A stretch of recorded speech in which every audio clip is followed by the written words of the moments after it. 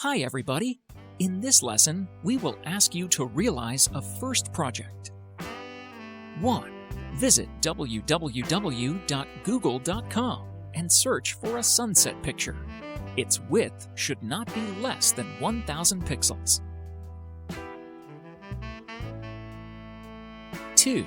Use the crop tool to set the dimensions of the sunset picture to 800 pixels by 600 pixels. Resolution equal to 150 dpi. 3. Convert the picture's color from the RGB mode to the CMYK mode. 4. Add 5 centimeters on the top of the canvas size in order to write your name. 5. Add a style effect to the title. For example, choose the emboss and the drop shadow effect.